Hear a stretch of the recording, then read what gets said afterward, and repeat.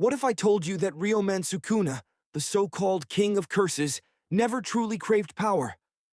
That the terrifying force who made sorcerers tremble across centuries had a goal far more insidious, one that no one, not even the strongest of jujutsu sorcerers, has fully grasped. Sukuna's actions, his manipulations, even his grudges, all point toward a truth hidden behind the veil of raw strength. And it's a truth that could redefine everything we think we know about Jujutsu Kaisen. Sukuna is more than a curse. He's a force of inevitability, a being whose desires stretch far beyond the battlefield. Today, we're going to dive deep into Sukuna's psyche, dissect the clues left across the manga and anime, and explore why his true goal was never just to become stronger. By the end, you'll see him not just as a villain, but as a strategist, a philosopher, and a harbinger of something much darker than simple carnage. Let's start with the obvious. Sukuna is incredibly strong, arguably the most dangerous curse in Jujutsu Kaisen history. His domain expansion alone, Malevolent Shrine, obliterates enemies with precision and lethal efficiency. His curse techniques allow him to slice and dice anything without even relying on the environment. From the outside, it seems clear. Sukuna seeks power. Yet, when we examine his actions and choices, a pattern emerges that suggests something far more calculated. The first clue comes from his behavior toward Yuji Itadori. Sukuna doesn't immediately seize control or act purely out of aggression. He toys with Yuji, tests him, even negotiates. He waits. He observes. For a being defined by strength, patience seems counterintuitive. Why would the King of Curses tolerate the risk of being sealed within a human for decades? The answer lies in control, not power. Sukuna's interest in Yuji is strategic. Yuji is not just a vessel, he is a variable, a piece on a chessboard that Sukuna is meticulously arranging. Consider his infamous rule. Do as I say, and I might spare you. This is not the behavior of someone seeking raw power. Sukuna already has overwhelming strength. What he lacks and what he seeks is autonomy over events, influence over the world, and perhaps something even more abstract, the chance to play his version of fate. Sukuna's manipulations are subtle. He isn't just fighting sorcerers. He's shaping outcomes, testing humans, and ensuring his own longevity in a world that wants him gone. Another hint lies in his history, which the manga drops in fragments.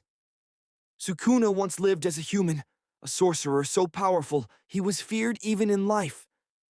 That experience left an indelible mark. He witnessed the fragility of mortality, the unpredictability of society, and the limits of conventional power. When he became a curse, he didn't abandon human perspectives, he exploited them. This explains his fascination with contracts, bargains, and strategic alliances. For Sukuna, destruction isn't the endgame. It's a tool, a method to test humanity's resilience and to orchestrate chaos according to his designs. Even his iconic kills reflect this philosophy. Sukuna does not indiscriminately destroy. He chooses moments and victims that serve a narrative only he understands. When he slaughters sorcerers, it's rarely for dominance alone. It's to send a message, reveal weaknesses, or provoke a reaction that fits into his larger plan. In short, power is merely the means, not the goal. We can also see this in his interactions with other cursed spirits, and even allies like Mahito. Sukuna does not form bonds for support. He evaluates and discards, observing how others operate, predicting reactions, and exploiting them when necessary. His intellect and psychological insight often surpass his raw strength, and this is where most underestimate him. While other characters measure power in terms of jujutsu ability, Sukuna measures it in terms of influence over people, events, and history itself. Here's where a popular fan theory gains traction. Sukuna may be aiming not to dominate the present, but to reshape the future. Think about his subtle manipulations around key events, like Yuji's battles against powerful curses. He doesn't intervene recklessly. He allows situations to unfold, nudging outcomes subtly, ensuring that when he finally does act, the world has been primed exactly the way he desires. If true, This paints Sukuna not as a reckless destroyer, but as a master strategist playing a long game across decades, even centuries. Spoiler warning for manga readers. Sukuna's desire to possess multiple vessels hints at a larger existential goal. While the surface explanation is strength, the deeper implication could be the unification of his consciousness, or the pursuit of a state beyond human and curse alike, a form of immortality and ultimate understanding. This aligns with the hints in his conversations about humanity, the inevitability of death, and the futility of resistance. Sukuna isn't trying to beat everyone, he's trying to transcend everything. Another overlooked aspect is his relationship with the concept of fear. Sukuna thrives not merely on physical victories, but on the psychological impact of his presence. Fear, awe, and the perception of inevitability are his true weapons. By fostering terror, he controls outcomes without fighting, ensuring that humanity bends instinctively to his will even before he lifts a finger.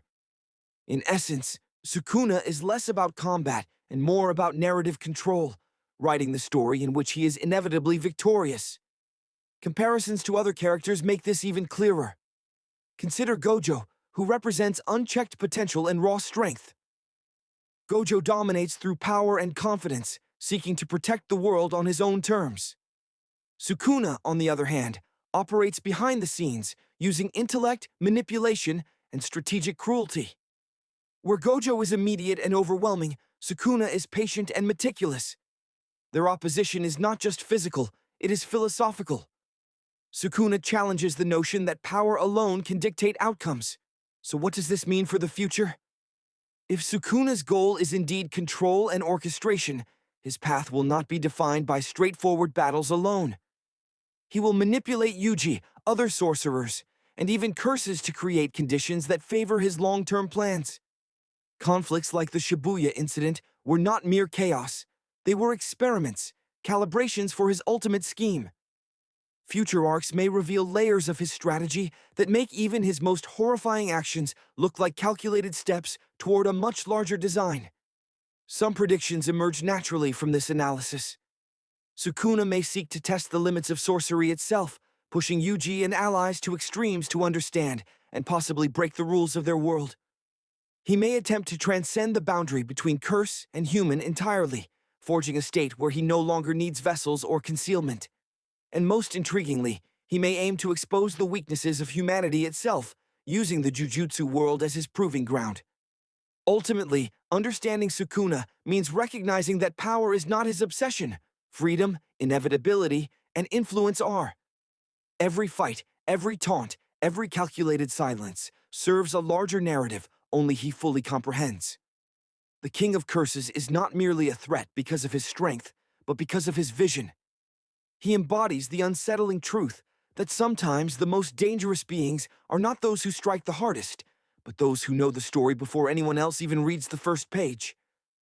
Sukuna's true goal was never power, it was control, it was manipulation. It was a long game, written across centuries, with the world itself as his chessboard.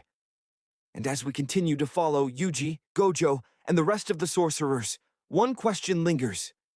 Will anyone ever see the full picture before Sukuna claims his inevitable victory? Or are we, like everyone before, merely players in a story he has already authored?